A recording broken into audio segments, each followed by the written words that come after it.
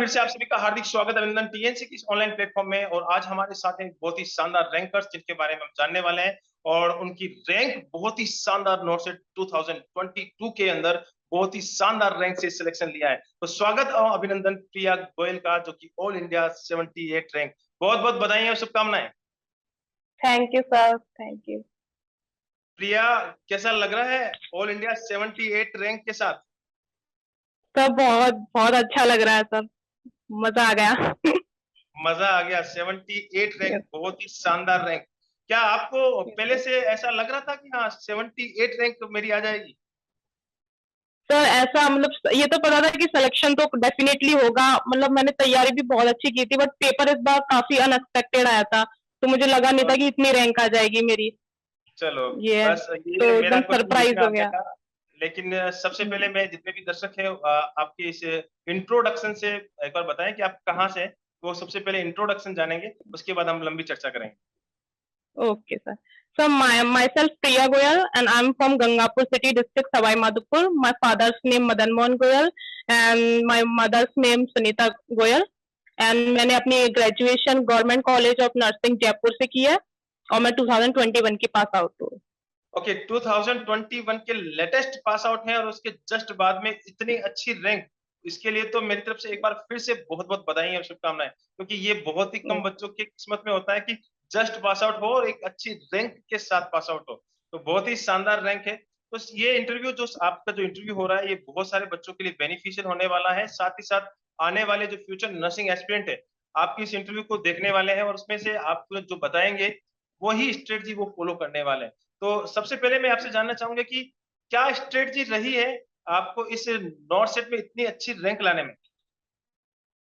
Sir strategy ऐसी कुछ unique तो नहीं थी, बाकी सब बच्चे जो करते हैं वही मैंने किया था। मैंने अपने नोट्स को बहुत अच्छे से पढ़ा और मैंने टीएनसी की टेस्ट सीरीज मतलब डेली दी है। मुझे मजा आता था उसको करने में। मेरा उससे रहता था कि ये तो करनी है, अगर पढ़ भी नहीं पाती थी तो मैं टेस्ट तो देती ही थी डेफिनेटली। बाकी मैंने पीआर यादव और बुक्स निकाली, बस यही था मेरा तो। ओके, जस्ट नॉर्मल बुक्स जो सर सारे बच्चे पढ़ते हैं वो पढ़ रहे थे, और हाँ साथ ही साथ आप टीएनसी की जो टेस्ट यस सीरीज है वो हमेशा दे रहे थे। हाँ उसके सर साथ साथ आपने एक प्लान और भी लिया था जिसका नाम है वीडियो हाँ MCQ sir quiz. Yes sir. उसके उससे उसके मुझे बारे में जो रेशनल हाँ सर, उससे मुझे रैशनल्स के बारे में पता लगा कि अगर कोई नया क्वेश्चन भी आएगा तो मैं उसको कैसे हैंडल करूंगी, तो उससे बहुत बेनिफिट मिला था उससे। ओके ओके, बहुत और ही अच्छी बात है कि यस आपने सर। टीएनसी टेस्ट सीरीज के साथ वीडियो रेशनल का आपने प्लान लिया और उसके साथ साथ आप हमेशा कंटिन्यू करते गए। तो ये मैं जानना चाहता यस हूँ कि सर। सबसे पहले जब आपने टेस्ट सीरीज का जो एग्जाम दिया था, उसके अंदर सबसे पहली रैंक कौन सी आई थी? तो वो तो बहुत पहले दिया था, तो मतलब शुरुआत में तो ऐसी ही आती थी, 1000 में आती थी, 2000 में भी आ जाती थी। बट मैं को ऐसे लोड नहीं लेती थी, मैंने की कोई नहीं, अभी तो बहुत सारे देने हैं। फिर उसके बाद लास्ट में जो दंगल सीरीज चलाई थी उसमें मेरी काफी अच्छी रैंक आती थी सर, टॉप 30 में आ जाती थी, तो मुझे उससे काफी कॉन्फिडेंस मिलता था सर। ओके। कभी यस सर। जब रैंक इतनी, जब कभी कभी बच्चों का ये अमूमन क्वेश्चन होता है और मेरे पास बहुत ज्यादा क्वेश्चंस भी आते हैं कि सर आज मेरी हाँ रैंक जी। बहुत खराब गई है, मैं बहुत पीछे तक हूँ। तो उस समय बच्चा एकदम से डिप्रेस हो जाता है। तो कभी कभी आपको भी हाँ ऐसी फीलिंग आई है कि मेरी रैंक वो 1000, 2000, कभी 3000 भी जा सकती है? बहुत सारे बच्चे होते हैं तो वहां पे बहुत बैक तक जाती है। तो कभी आपको ऐसा लगा कि यार अब तो शायद रैंकर्स बनेंगे, या तो सिलेक्शन होगा या नहीं? ऐसी फीलिंग कभी आई हो तो उसके बारे में अपनी प्रतिक्रिया दें। हाँ यस सर, डेफिनेटली आई थी और मैं आपको मैसेज भी करती थी कि सर मेरा तो बहुत खराब जा रहा है, मैं क्या करूं। ऐसे फिर वही आप बोलते थे कि बस करो करो, नेगेटिव कम करो, तो मैं वापस चालू हो जाती थी, वापस सही हो जाता था, यही चलता रहा बस सर। ओके, हमेशा नेगेटिव जब भी फीलिंग आए तो हाँ रुकना नहीं है, हमेशा हाँ आगे सर। बढ़ते चलना है, क्योंकि ये यहाँ पे जो गलतियां होती वो आने वाले समय में नॉर्थ सेट पे गलतियां नहीं हो। और अगर ये गलतियां हाँ नहीं होती है तो प्रिया गोयल जैसे 78 रैंकर्स बनते हैं। ये बहुत ही अच्छी जी बात सर। बताइए। बहुत सारे बच्चों का ये क्वेश्चन बार बार पूछा जाता है, मैं आपसे भी अमूमन ये क्वेश्चन पूछना चाहूंगा क्योंकि रिपीटेड क्वेश्चन है। तो बुक्स के बारे में बहुत सारे बच्चे पूछते हैं। तो आपकी जो प्रेम वाली बुक्स होती है ना, कि बहुत शानदार, बहुत सारी बुकें हैं मार्केट में, लेकिन आपने कौन सी बुक रेफर की? तो मैं तो बच्चों को यही बोलना चाहूंगी कि पीआर यादव तो मस्ट है, उसको तो मतलब 5 से 10 बार तो करना ही है।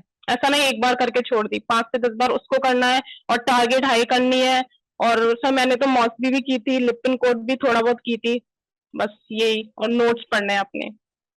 ओके, जो नोट्स है, लिपिड कोड, ये आपने हाँ सारा लिया था और कंटिन्यूअसली हाँ सर। आप हमेशा ये चीजें करते रहे, तो बहुत ही हाँ अच्छा। और सर। एक तो हम्म। हाँ हाँ, मैं ये पूछना और चाह सर रहा था कि टीएनसी का। क्या सर? टीएनसी का टेस्ट सीरीज तो है आपके साथ हमेशा रहता ही है, जैसा कि आपने हाँ बताया जी है। सर। वो तो और वरदान था बताइए। सर मेरे लिए, मुझे पहले मिल जाता तो शायद और भी बहुत अच्छा हो जाता। मुझे पता ओके, नहीं था पहले इसके बारे में। लालच बुरी बला है मैडम। बिल्कुल हाँ सर। 78 रह गए और फिर से और बोला कि टीएनसी टेस्ट सीरीज और जल्दी मिल जाती तो शायद ऑल इंडिया वन तक पहुंच जाते। बहुत ही अच्छी बात है ये, देखो ये आपका एक जुनून और जोश और आपका कॉन्फिडेंस बोल रहा है कि आप रियल में बहुत ही अच्छी रैंक अचीव की, और इससे जल्दी और मिलते तो और अच्छी रैंक आ जाती है। ये टीएनसी के हाँ जी वैसे भी सर। आपके बहुत सारे साथियों ने कमाल करके ऑल इंडिया अच्छी अच्छी रैंक लेके आए और आप भी उनमें शामिल है। तो मैं ये जानना चाहता हूँ कि कौन सी शिफ्ट के अंदर आपका एग्जाम? सर मेरा सेकंड शिफ्ट में था एग्जाम। ओके। अब बहुत सारे मार्केट में बहुत सारे जब एग्जाम हुए थे और बहुत सारे बच्चे आके ये बोल रहे थे कि सेकंड शिफ्ट का पेपर कहीं ना कहीं हार्ड था, लेकिन मुझे ऐसा कहीं फीलिंग, बहुत सारे बच्चों को मैं इंटरव्यू ले रहा हूँ तो सारे बच्चे फर्स्ट शिफ्ट सेकंड शिफ्ट लगभग ऑलमोस्ट हाँ। अच्छे अच्छे रैंकर्स बने, तो नॉर्मलाइजेशन के बाद बरोबर हो ही जाता है।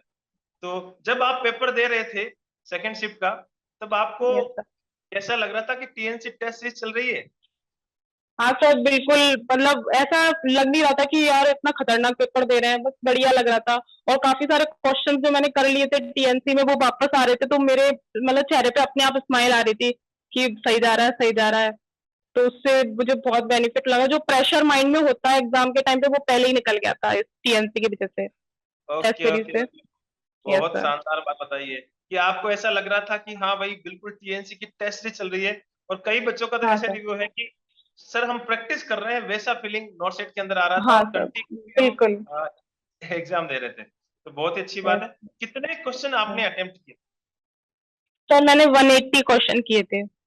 ओके, 180 क्वेश्चंस आपने अटेम्प्ट किए थे। और बहुत ही शानदार बात बताई है कि अ, आपने जो 180 क्वेश्चन किया और इतनी शानदार रैंक के साथ, और आपको टीएनसी की टेस्ट सीरीज वहां पे जैसे लग रहा था। लास्ट में मेरा एक सवाल है, सबसे शानदार सवाल है कि जो फ्यूचर नर्सिंग ऑफिसर्स इस इंटरव्यू को देख पा रहे हैं, उन्हें आप क्या सजेस्ट करना चाहेंगे? तो यही कि कंटिन्यू पढ़ाई करो। और एक एक बात मेरी ये कि जो रिपीटर्स है, मतलब जो वापस एग्जाम देंगे अब उनके लिए तो मतलब उनके पास तो ब्रह्मास्त्र है सर। उन्होंने पहले एग्जाम दिया है तो उनके पास बहुत सारा एक्सपीरियंस है, तो उसको यूज करो। मेरा शायद सिलेक्शन इस बारे में इसीलिए आया है, मैंने अपनी पिछली बारी गलती को बहुत अच्छे से एनालाइज किया था, इसलिए। तो मतलब उनके पास तो एक्स्ट्रा बेनिफिट है, तो अच्छी रैंक आनी चाहिए टॉप 100 में हमेशा। वापस वही आने चाहिए रिपीटर्स, मेरा ये मानना है सर। Okay okay. बिल्कुल आपने अच्छी बातें बताई कि रिपीटर्स हैं, उनके पास जो ऑलरेडी एक्सपीरियंस होता है। हाँ और सर। कंटिन्यूसली मैं ये सारे बच्चों को ये भी बताता हूँ कि भैया हम्म। रिपीटेटर्स हैं तो उनको ज्यादा अब थ्योरी की ओर नहीं भागना चाहिए, उनको एमसीक्यू प्रैक्टिस करनी चाहिए, हाँ क्योंकि सर। जितनी ज्यादा एमसीक्यू प्रैक्टिस रहेगी और उतना ही ज्यादा अच्छा आउटकम आने के चांसेस और ज्यादा बढ़ जाते हैं।